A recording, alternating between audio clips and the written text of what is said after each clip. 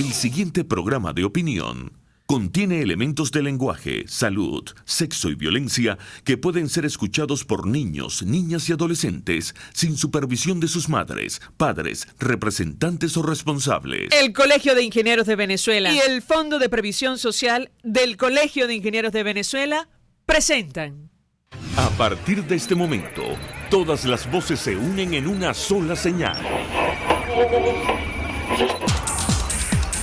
RCR presenta Conexión 750 con María Alejandra Trujillo.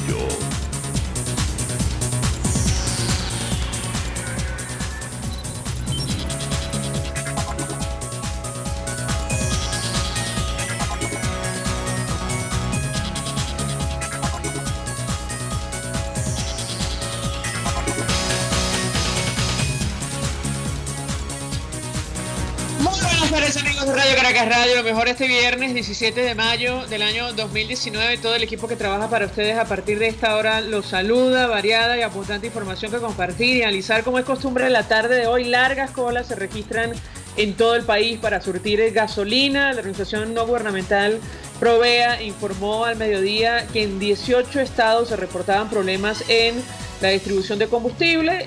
En tanto, esto ocurre en la cuenta en Twitter de PDVSA. Nos hablan del Día Mundial del Reciclaje, de Benedetti, del Grupo Internacional de Contacto. Aunque usted no lo crea, siempre recordamos aquel eslogan de la campaña que gana el presidente norteamericano Bill Clinton: la economía, estúpido. El diario The New York Times publicó un artículo hoy titulado "El colapso de Venezuela es el peor fuera de una guerra en décadas", según economistas, peor que Zimbabue, la Unión Soviética o incluso Cuba. Por cierto, según Bloomberg, Nicolás Maduro logró evadir las sanciones de Estados Unidos y vendió 14 toneladas de oro en 2 semanas que pertenecían al Banco Central de Venezuela. Y este viernes se publicó el primer video del comisario Iván Simonovic junto a su esposa tras recuperar la libertad. Se le ve sonriendo y ambos hacen tocar una campana. Su abogado en Caracas, Joel García, confirmó que su defendido está bien y fuera de Venezuela. Lo comentaremos, como es natural, durante la tarde de hoy. Un dato: el segundo vicepresidente de la Asamblea Nacional, Stalin González, aseguró que la iniciativa del Reino de Noruega para establecer un diálogo entre el Parlamento y Nicolás Maduro está en fase exploratoria. A las 5:30 hablaremos ampliamente acerca de este tema. Esto es Conexión 750, comenzamos.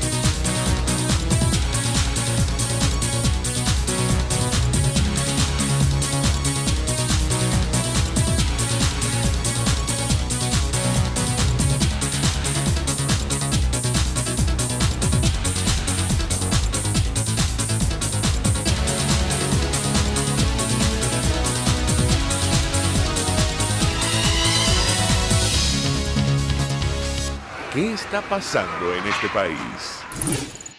Y a propósito de la información que compartíamos con ustedes ayer sobre la recuperación de la sede de la Embajada de Venezuela en Washington, vamos a conversar la tarde de hoy con el primer venezolano que inició la protesta a finales de abril, que terminó justamente con el desalojo de estos seguidores de Nicolás Maduro, un grupo norteamericano denominado Codepink.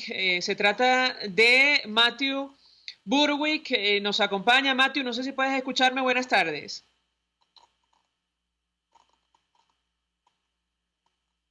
Sí, me dicen que no lo tenemos todavía.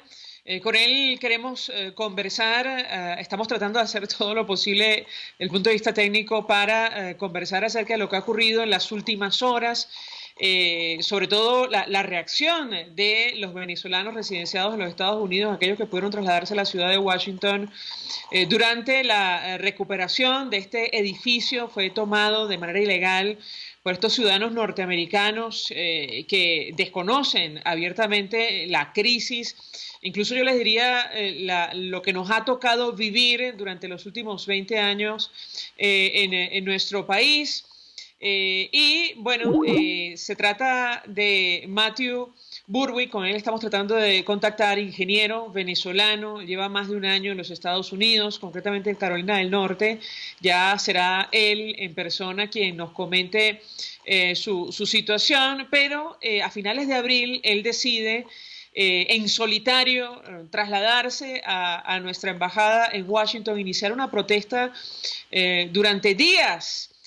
A partir de esa iniciativa, distintos ciudadanos venezolanos fueron sumándose a esta manifestación, y la conclusión ha sido lo que ocurrió el día de ayer, que consistió en la recuperación del edificio, tomando en cuenta que los Estados Unidos, el gobierno norteamericano, reconoce como presidente legítimo a Juan Guaidó, quien también es presidente de la Asamblea Nacional.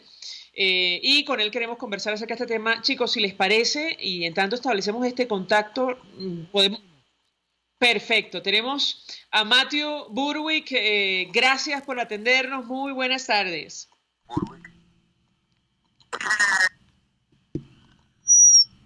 Caray, yo creo que estamos tratando de contactar vía WhatsApp.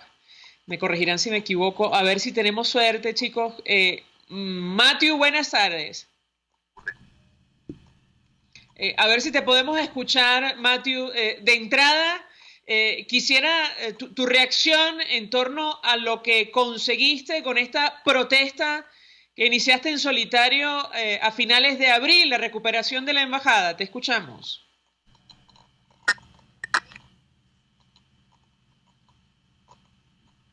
Sí, no lo escuchamos con claridad, chicos. No sé si se escucha al aire.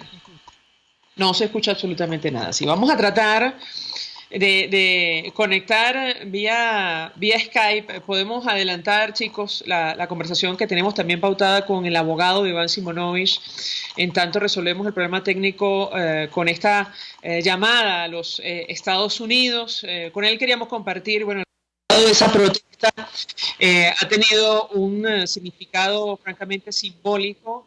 Esta recuperación del edificio que pertenece al Estado venezolano y a todos los ciudadanos, producto de la manifestación y la acción de los cuerpos de seguridad y el apoyo al gobierno norteamericano.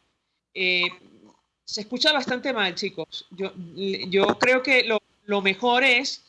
Vamos a reponer la declaración que ofrecía Carlos Vecchio, embajador designado por Juan Guaidó y la Asamblea Nacional el día de ayer, durante la recuperación, la actividad a la cual asistieron varios venezolanos de este edificio ubicado en Washington. Y hoy esta embajada es territorio libre. Hoy es un momento histórico, porque luego de 20 años de opresión, hemos sembrado acá la semilla y la bandera de la libertad y de la democracia. Así que hoy tenemos este edificio y esta embajada como símbolo. Esta embajada tiene que convertirse en la embajada de la libertad. Sí, señor. Bien, estábamos escuchando a Carlos Vecchio, estamos tratando de resolver esta conexión desde el punto de vista técnico. Si me permiten, chicos, vamos a hacer una pausa. En tanto nos organizamos, tenemos vía video a Matthew Burwick, ingeniero venezolano que inició esta protesta que terminó con la recuperación de la Embajada de los Estados Unidos. Vamos a tratar de conversar con él, nos interesa mucho conocer su experiencia, además lo que significó este mensaje enviado incluso por el propio presidente encargado Juan Guaidó agradeciendo su iniciativa que terminó con la recuperación del edificio el día de ayer. Vamos a la pausa, al regreso venimos con más.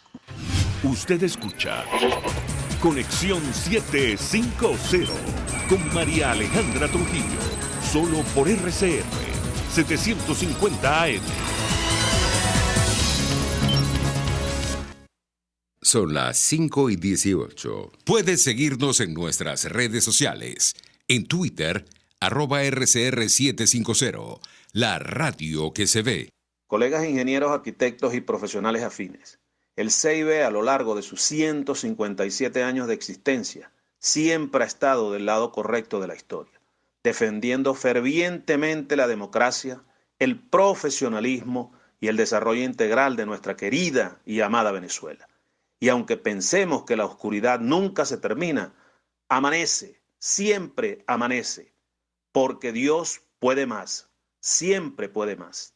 Quiero invitarte al restaurante Távola Calda La Lagunita, simplemente porque la vas a pasar muy bien. Los platos de su chef conjugan a la perfección el Mediterráneo con el Caribe, las porciones generosas y el ambiente es cálido y familiar. Comprueba que bien vale la pena en Instagram, @Távola Calda La Lagunita, la experiencia gastronómica que siempre querrás repetir.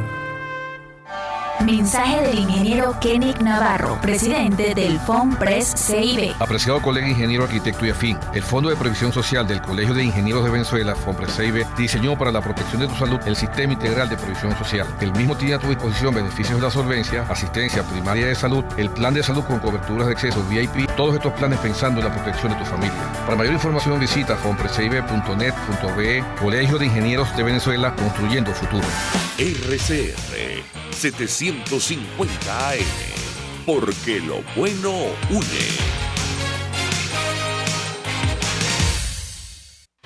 El poder de la comunicación en tus manos. Conexión 750 con María Alejandra Trujillo, solo por RCR 750 AM. Continuamos, amigos, en Conexión 750 y vamos a tratar de escuchar el testimonio de Matthew Burwick. Lo tenemos vía Skype, pero bueno, la comunicación no es la mejor. Matthew, buenas tardes. Buenas tardes, sí, ¿cómo están, RCR? Un gusto conversar contigo. Te pediría una primera reacción en torno a lo ocurrido ayer. Finalmente se recupera la embajada después de la protesta que iniciaste a finales de abril en solitario. Te escuchamos. Sí, bueno, fue muy... la verdad es que llevamos bastantes días bien difíciles, muy distintos a los vividos en Caracas, por supuesto, porque es un país con normas y con reglas y con gente muy profesional a cargo en las autoridades, que fue una lección extraordinaria para nosotros, gente muy imparcial además, porque no estaban para protegernos a nosotros, sino para proteger a todos los involucrados, ¿no? Y sí, pero tuvimos muchos días de enorme frustración porque las acciones que estas personas llevaron al invadir la embajada de Venezuela aquí en Washington fueron, en realidad fueron ilegales y fueron fuera de todo marco de lo que uno conoce como referencia, ¿no? De las cosas que pueden suceder en una embajada. Entonces las autoridades no hallaban cómo responder a esto. Y los civiles, bueno, fuimos improvisando poco a poco y fuimos encontrando los límites, entendiendo en qué pequeños espacios podíamos actuar. Eso es lo que nos fue llevando. Es una historia, por supuesto, muy larga, muy compleja, ¿no? Pero nos fue llevando hasta el día de ayer, que fue el día de la operación final. Los últimos 4 invasores que estaban en la embajada fueron arrestados dentro de la embajada porque fueron los únicos que se rehusaron a dejar el lugar por sus propios medios, sí. Dos cosas, Matthew. Decíamos que, por lo que pudimos ver, eran ciudadanos norteamericanos que desconocían por completo la gravedad de la crisis de nuestro país. ¿Y cómo dejaron la embajada? ¿En qué condiciones? Sí, sí, efectivamente, desde el momento que yo llego a la embajada, que llego a conocer en persona, ¿no? A preguntar en persona, hacer preguntas, ver quién es esta gente, ¿no? Porque para no avasallarme, no lanzarme hacia algo que no entiendo, primero quise conocer a las personas y fue absolutamente imposible. Estas personas, al momento de no verme aliado al régimen o hablar en términos del régimen que está en Venezuela, inmediatamente me rechazaron, fueron hostiles inmediatamente. No hubo capacidad ninguna de conversar, no hubo manera. Durante todo ese tiempo fue imposible interactuar con estas personas. Ellos prohibían a sus propios camaradas o gente a dirigirme la palabra, ¿no? Perdí un poquito el hilo de la pregunta, me estoy yendo por la... No, en absoluto, Matthew. La pregunta era, tiene que ver con el desconocimiento, lo que pudimos ver a través de los medios de comunicación y redes sociales, el desconocimiento de estos ciudadanos en torno a lo que estaba ocurriendo en nuestro país. Nos daba la impresión que estaban allí, no sabemos por qué razón o bajo qué órdenes, y por otra parte, en qué condiciones dejaron el edificio en la parte interna. Sí. Respecto a lo primero, pues sí, estas personas tienen mucho conocimiento únicamente de lo que les es mostrado desde el régimen, desde la dictadura. Algunos de ellos han visitado, pero han ido a visitar básicamente al país de la mano de la gente que está en el poder, de la dictadura. Es decir, ellas la relación que tienen, el balance que hacen, lo que conocen es únicamente. Ellos no conocen al pueblo de Venezuela. Ellos conocen a la gente que está en esa dictadura, que tiene ese poder. Y la segunda pregunta, bueno, para darte una referencia, por ejemplo, la embajada tiene un sótano en el que hay muchas obras de arte, muchas pinturas muy valiosas, ¿no? Estas pinturas ellos la usaron para cubrir por dentro las ventanas del primer piso que da hacia el público, como una estrategia para que si alguien trata de entrar tengan que romper las obras de arte, para darte una idea de ciertas cosas. Estas personas también pudimos descubrir a través de una fotografía que habían cortado todos los sistemas de alarma de incendios adentro de la edificación, que fue lo que dio como consecuencia que fuese cortada la luz, porque una edificación que no tiene sistema de alarmas de incendio no puede tener electricidad porque es un primer riesgo de cortocircuito, de incendios. Esas son algunas referencias que tengo de primera mano, pues, que yo vi. Vimos algunas entrevistas que ofreciste, Matthew, y tú, entre otras cosas, hacías énfasis en el respeto al derecho a la protesta, que tú, insisto, iniciaste en solitario. Hablo de las autoridades. ¿Qué puedes compartir con nosotros? Bueno, yo diría las autoridades y la autoridad que se respira es bastante centrada, es decir, no toman parte. Algunas veces nos sentíamos que quisiéramos que nos ayudaran, porque nosotros los civiles estábamos improvisando al lado de una gente que está muy organizada, que tiene 20 años haciendo protestas y haciendo este tipo de cosas, pero nosotros somos simplemente civiles, ¿no? Y cada civil fue sumando su creatividad y sus ideas y su conocimiento, tratando de formar algo que nos permitiera llegar a lo que buscábamos, que fue la liberación de la embajada. Las autoridades fueron muy sólidas, muy profesionales, pero inclusive tuvieron un espacio de sensibilidad al entender la posición que teníamos nosotros. Entendían que nuestra rabia, en toda la expresión de rabia, todo lo que se gritaba, toda la bulla que se hizo, toda esa expresión tan latina, no era locura y no era pérdida de control, era rabia, era frustración. Y ellos pudieron entender por qué y hicieron ciertas excepciones dentro de la ley para no cargar a personas que no eran violentas, sino que estaban reaccionando ante algo tremendamente humillante y tremendamente doloroso. ¿Por qué era tremendamente humillante, Matthew? Bueno, estamos en la Embajada de Venezuela. Imagínense cuando yo llego a mi Embajada de Venezuela, hay casi 100 personas que celebraban cada noche aquí adentro, tenían comida, enviaban comida, chef, músicos, invitados que venían a acampar adentro. Estoy hablando de casi 100 personas. Yo las veía pasar frente a mí. Pasaban la noche, comían, es decir, pernotaban en el sitio. Y yo estaba afuera sentado y yo no podía entrar a mi embajada, por ejemplo. No podía usar los baños. Yo tenía que improvisar para ir a un baño. No podía lavarme las manos, no podía lavarme la cara. Yo estaba durmiendo en mi camioneta enfrente, estacionada enfrente. Y me multaron, por supuesto, porque es toda una complejidad de eso. Y después empezamos a dormir en carpas. La primera noche dormimos en el piso. Cuando llegaron los venezolanos, decidimos quedarnos como sin saber muy bien cuál, porque no es un plan, es una improvisación. Nosotros no estamos entrenados para rescatar embajadas, no.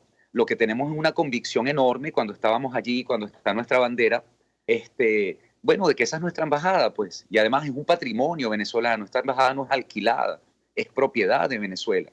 Y cosas humillantes, por ejemplo, es que en un momento en el que se sentían ganadores, delante de todos los venezolanos que estaban en la calle, ellos se asomaron en la ventana en ton de burla y retiraron la bandera de Venezuela, en un gesto muy humillante, pues no los puedes tocar, lo único que puedes es gritar, pero ellos tienen altavoces, nosotros no tenemos.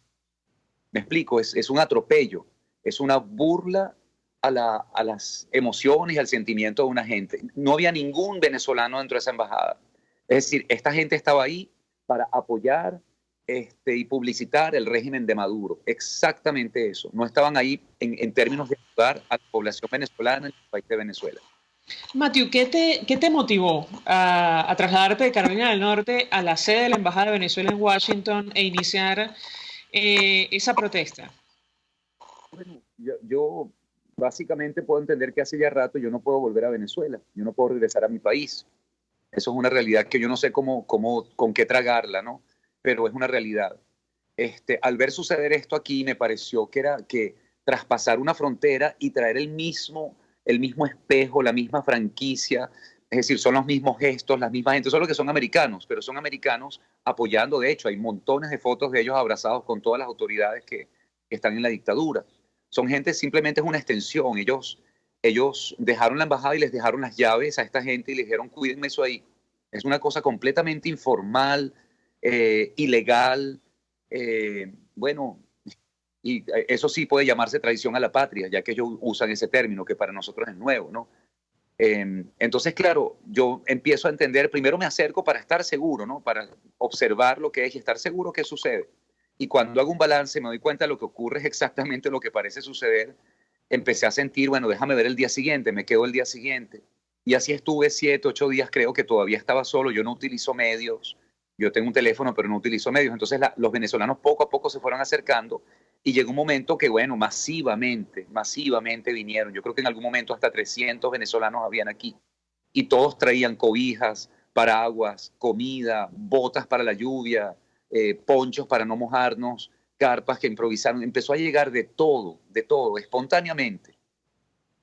Te han hecho llegar seguramente, Matthew, las reacciones de los venezolanos, sobre todo en redes sociales. Digamos, lo ocurrido en Washington se ha transformado en un símbolo pequeño, porque el reto en Venezuela, en nuestro país, es mayor. Quisiera tu comentario en torno a este tema.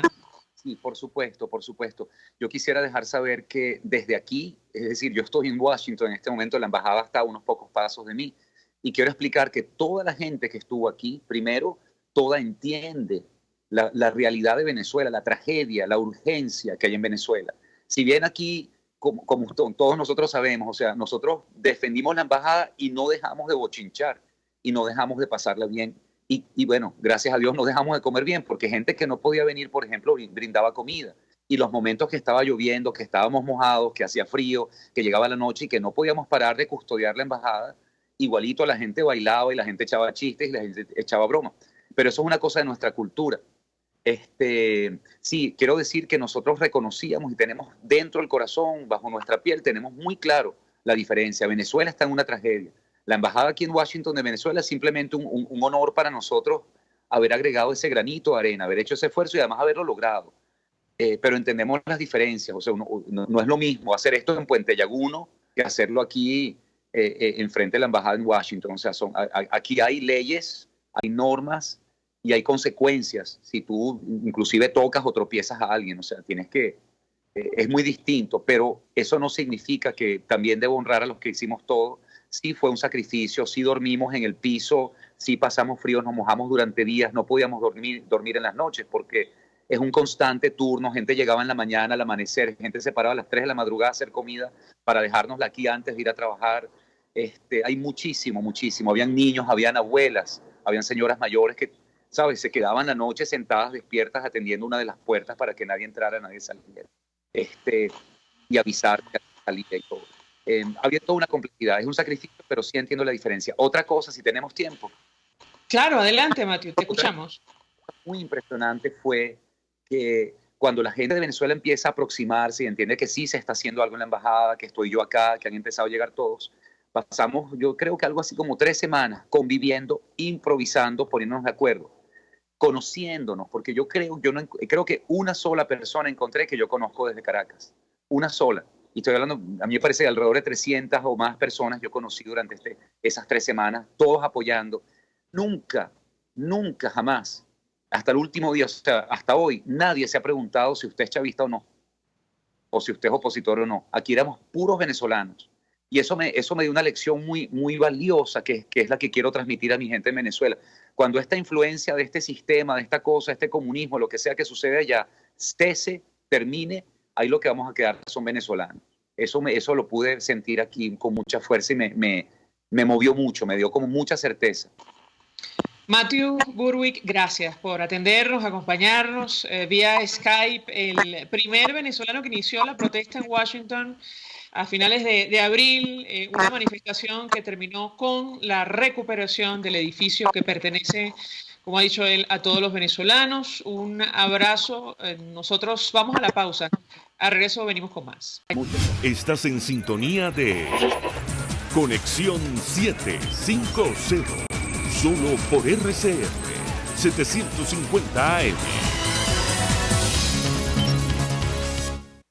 Puedes seguir nuestra programación a través de rcr.tv, la radio que se ve. Mensaje del ingeniero Ramón López, vicepresidente del Colegio de Ingenieros de Venezuela. Apreciado colega ingeniero, arquitecto y profesional afín, el sistema de salud venezolano no presta la atención requerida y la altísima inflación encarece notoriamente este servicio. Es por ello que el Fondo de Previsión Social del CIP te ofrece un servicio de salud seguro, confiable y accesible, con amplia cobertura. Para mayor información visita el portal www.cib.net.be, Colegio de Ingenieros de Venezuela, construyendo futuro. K-Export te ofrece el servicio de reempaque totalmente gratis y consiste en consolidar tu carga en el menor volumen posible para que llegue en perfecto estado y economizar el costo de tu envío. Infórmate por su correo info@kexport.net o llama en Panamá al 507-6020, 507-1927. En USA, 1305-514-2500. K-Export cubre todo el territorio nacional. K-Export, déjalo todo en nuestras manos.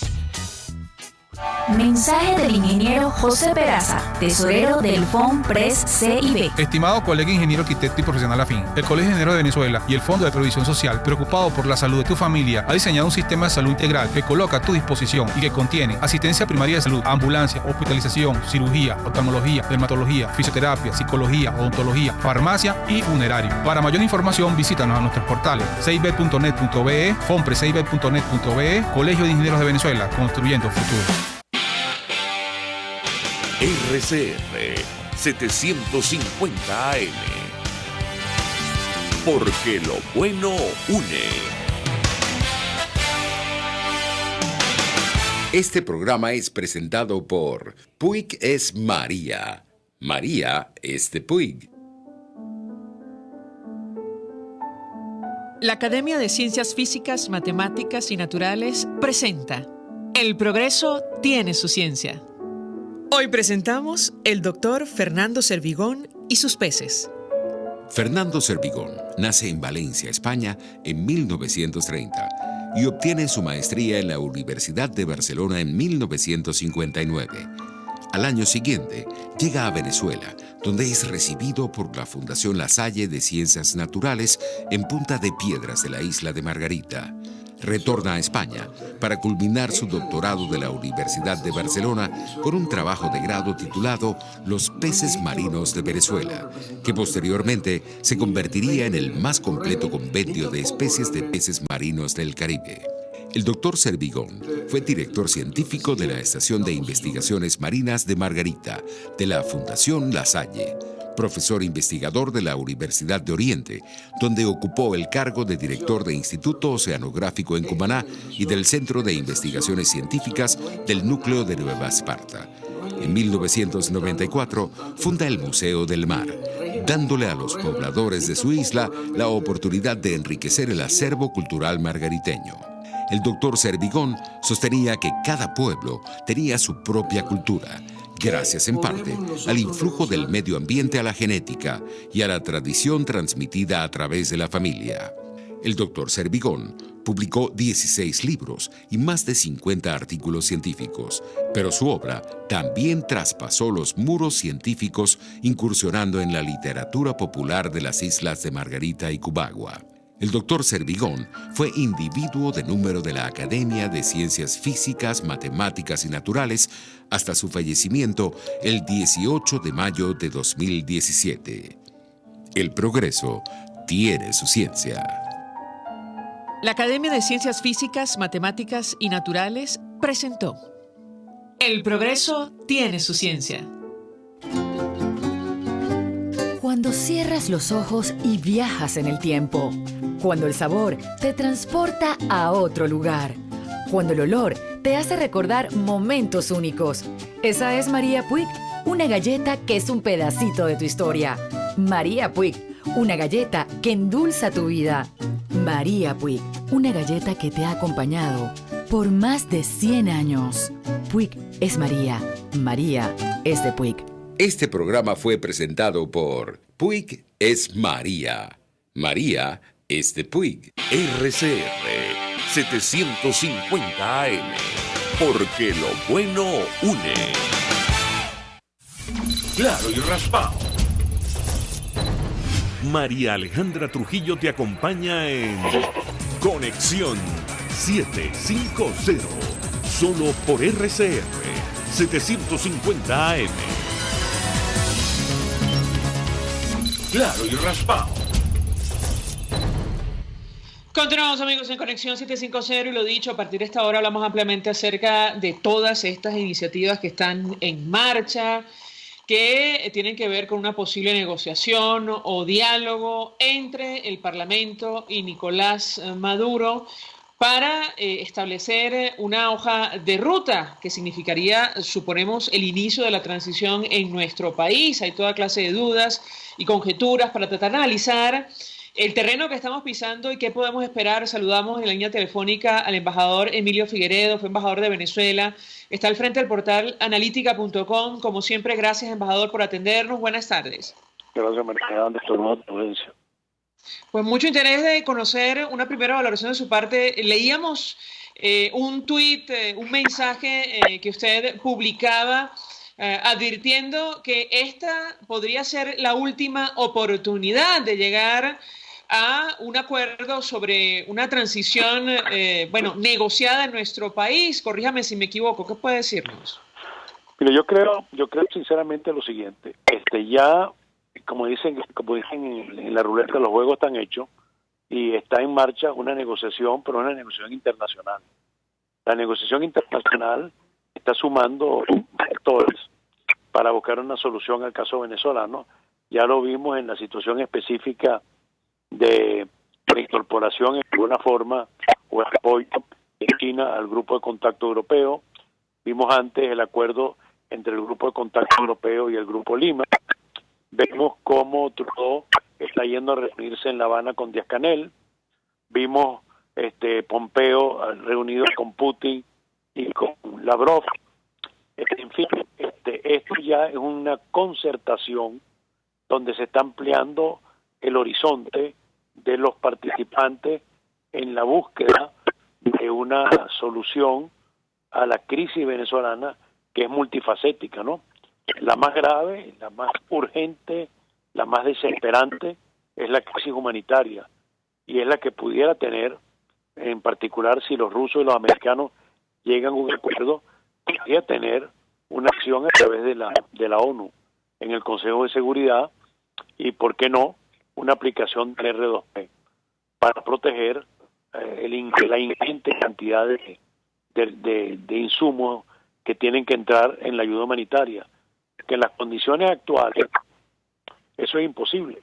En la situación de inseguridad, con mafias organizadas, con grupos guerrilleros, con falta de control efectivo del Estado, ese orden para proteger los hospitales militares provisionales, apoyar los centros de acopio, los centros de distribución, y la recogida de la ayuda, evidentemente se necesita una fuerza armada.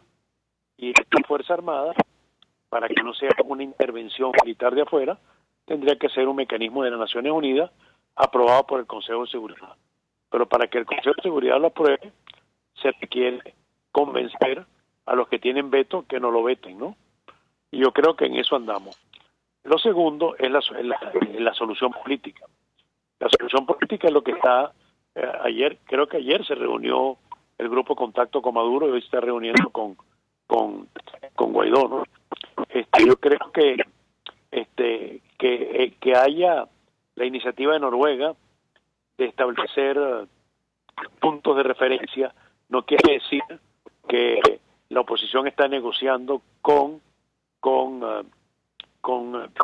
el régimen, sino que se están poniendo claro cuáles son los puntos, cuáles son los intereses, cuáles son las posiciones. Y eso es absolutamente esencial, porque si no se hace, lo que va a suceder es que a la larga, bueno, si los venezolanos son capaces de llegar a un mínimo de base de entendimiento para poder ir a una transición, bueno, las condiciones las fijarán los internacionales, porque ahí también hay intereses muy claros. Primero, que esto no se propague, porque como ha dicho las Naciones Unidas, si esta crisis se sigue acentuando como está acentuándose en estos días en una forma calamitosa. Hablaba justamente con una persona que tenía que llevar a su niño al colegio. Un cuaderno cuesta 50.000 bolívares. Entonces, sí, bueno, ni hablar de lo que está pasando con la gasolina, embajador, bueno, y el desplome de la producción petrolera en nuestro país. Ahora, sobre el tema de esta participación del Reino de Noruega, hemos escuchado toda clase de comentarios y sobre la mayoría todo en torno a los asistentes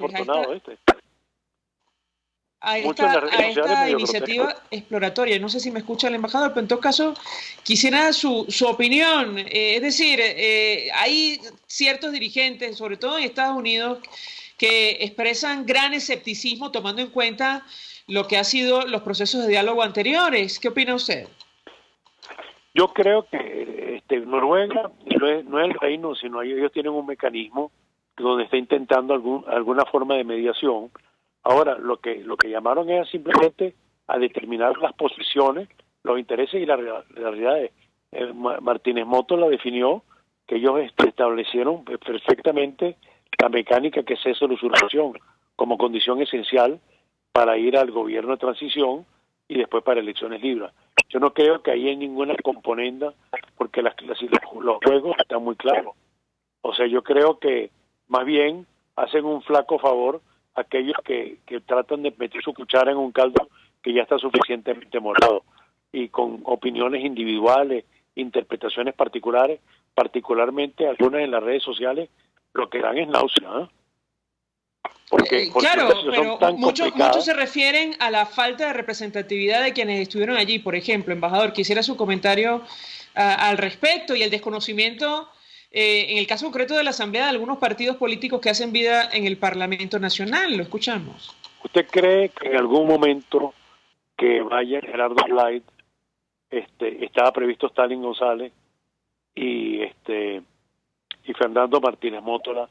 Eso se hace a las espaldas de la comunidad internacional, del Grupo Lima, de los Estados Unidos, del Grupo de Contacto. Por Dios, eso es parte de una concertación en la cual, por lo menos lo lógico es, ustedes los venezolanos hagan algo, por lo menos fijen posiciones, ¿no? Claro, yo creo que no lo digo yo, embajador, lo dijo Julio Borges, embajador designado del Grupo de Lima, dirigente de Primero Justicia. Bueno, yo creo que aquí, desgraciadamente, uno de los peores problemas que ha tenido la oposición es su falta de articulación. O sea, como no tiene un mecanismo central, como cuando tiene en un país tiene partidos políticos fuertes, entonces cada quien va en el fondo por la libre, ¿no? Y esto no es un problema de protagonismo. Tú no puedes hacer todo, no puedes mover todas las cosas en un eterno consenso, porque simplemente eso no funciona. O sea, a la velocidad que se requieren los cambios, tiene que haber algunos mecanismos, y además la toma de decisión no está por los pequeños líderes de partidos locales, la toma de decisión está definitivamente arriba. Quien está moviendo los hilos son los que tienen control de la situación y sobre todo los que tienen la llave para la solución. Yo creo que en este momento el país se encuentra en una situación muy peculiar y yo por lo menos mi percepción personal es que ya nosotros no somos los actores. O sea, este juego nos superó. Sí, bueno, lo hemos comentado con usted y otros analistas en varias oportunidades. Venezuela, la crisis venezolana se debate en el tablero internacional y efectivamente da la impresión que la decisión final la van a tomar otros. Ahora, yo le preguntaría, embajador, porque además da la impresión, a la luz de lo que ha trascendido y las reacciones iniciales del equipo enviado por Nicolás Maduro, que no han cambiado ni un ápice de su posición, no tienen la más mínima intención de ceder. ¿Qué opina usted? Eso definitivamente tendrá efecto si la posición es absolutamente de intransigencia de una parte y están con actos, yo diría, de gallito de pelea. Bueno, yo creo que eso más bien demuestra que si se han agotado todos los recursos posibles e imaginables para una solución, bueno, como han dicho muchas veces, las opciones están abiertas, pero todas las opciones están abiertas, pero cuando se agotan todas las opciones, no es que simplemente las aplico y las anoto, y eso la comunidad internacional no se mueve así. Usted tiene que puede demostrar, fíjese cuál es el grado de intolerancia o cuál es el grado de tosudez o el grado de estupidez que están haciendo, que actúan como les ha hecho mucho daño al haber apresado a los parlamentarios, porque muchos países del mundo tienen regímenes parlamentarios, y si algo tienen la solidaridad para la protección y la humanidad, que es una de las grandes conquistas de la humanidad, de la independencia del Parlamento con respecto al Poder Ejecutivo. Justo quería preguntarle sobre eso, porque en tanto está supuestamente andando esta iniciativa de diálogo y negociación, bueno, el equipo de Nicolás Maduro y los cuerpos de seguridad se dedican a poner en práctica una brutal represión contra los diputados de la Asamblea Nacional y la disidencia en general, le diría yo. Yo no creo que podemos llamar esto diálogo y negociación, porque no hay diálogo y negociación entre gobierno y oposición. Puede haber toma de contacto y de fijación de posiciones. La negociación se está haciendo por encima de ello. La negociación se está haciendo en el escenario internacional. Además, ¿quién es el que puede solucionar la crisis? ¿Quién es el que puede aportar los 200.000 millones o más de dólares para la recuperación? ¿Quién es el que puede aportar los insumos para resolver la crisis humanitaria? ¿Quién tiene la sartén por el mango para la solución de nuestro problema? Aquí podrá muchas personas pensar, como estuvieron acostumbrados, a actuar como reyesito y entonces decir, tienen que pasar por mí. No, tú tienes que adecuarte a la hoja de ruta que te van a fijar, porque si viene un gobierno de transición, no importa el color del sombrero que lo dirija, la ruta va a ser la misma, pues que se llame Pedro, Juan o María, porque no hay otra opción sino las condiciones mínimas para obtener los financiamientos, para obtener la inversión, para poder hacer la recuperación. Y eso no la vamos a poder imponer nosotros, sino que simplemente o lo tomas o lo dejas. Finalmente, embajador, ¿cuál es su expectativa en lo personal? En lo personal, yo creo que estamos bastante cerca de encontrar una definición. Lo que no sé es cómo se va a materializar esa definición y cuál es la fórmula que se va a concoctar en estos diálogos que se están haciendo entre los diferentes actores internacionales. Aquí yo creo que la vara alta lo tienen los Estados Unidos, pero los Estados Unidos lo que no entienden mucho acá es que Trump no está dispuesto a hacer una acción al margen de la comunidad internacional. Él lo que quiere es persuadir a la comunidad internacional en una solución, y si la comunidad internacional se da cuenta que hay una imposibilidad de llegar a una solución simplemente por lo obtuso que se ha vuelto una parte de los que deberían ser el camino, que allanan el camino, bueno, cualquier cosa puede pasar después. ¿Por qué crees que están tratando de reactivar el TIAR? No para hacerlo, sino para tenerlo como otra opción.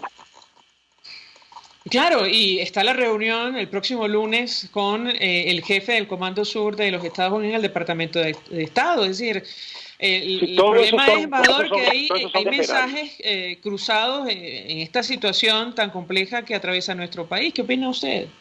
Bueno, todos son escenarios. Aquí es una cosa que se juega con la mano izquierda y con la mano derecha. O sea, aquí hay un juego duro, al mismo tiempo un juego flexible.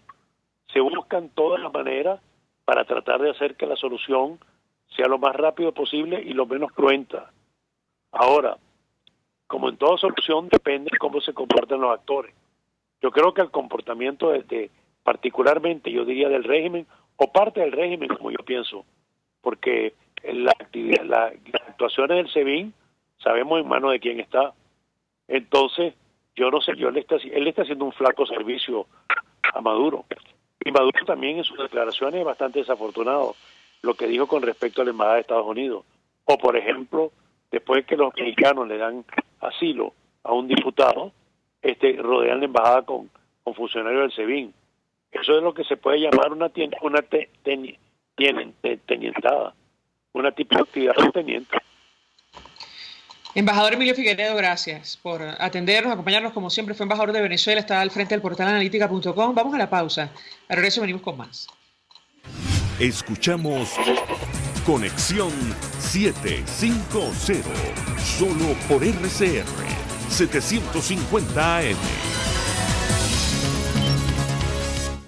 Sintonícenos a través de Periscope, @RCR750, la radio que se ve. Colegas ingenieros, arquitectos y profesionales afines, el CIB a lo largo de sus 157 años de existencia siempre ha estado del lado correcto de la historia, defendiendo fervientemente la democracia, el profesionalismo y el desarrollo integral de nuestra querida y amada Venezuela. Y aunque pensemos que la oscuridad nunca se termina, amanece, siempre amanece, porque Dios puede más, siempre puede más. Les habla Rafael del Rosario. La escasez de medicamentos e insumos se agudiza cada día más en nuestro país. Es por ello que abrir las puertas del canal humanitario es una obligación de quienes tienen la responsabilidad de garantizar el derecho a la salud de todos los venezolanos. No te quedes callado, haz valer tus derechos.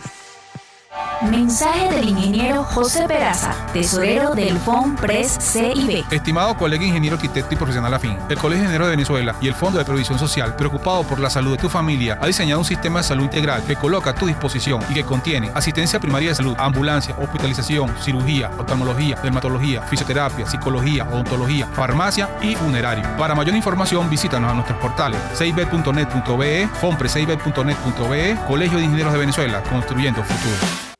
El poder de la comunicación en tus manos. Conexión 750 con María Alejandra Trujillo. Solo por RCR 750 AM. Continuamos, amigos, en Conexión 750. Se nos ha agotado el tiempo, nos despedimos. Lo hacemos a nombre de Jaime Nestares en la Dirección General de la Estación, en la Gerencia de Producción Willy Charcaya, en la producción Kenger Jaramillo, en los controles Eduardo Llanes, quien tuvo el inmenso placer de acompañarles, María Alejandra Trujillo. El Colegio de Ingenieros de Venezuela y el Fondo de Previsión Social del Colegio de Ingenieros de Venezuela presentaron. RCR presentó Conexión 750 con María Alejandra Trujillo, solo por RCR 750 AM.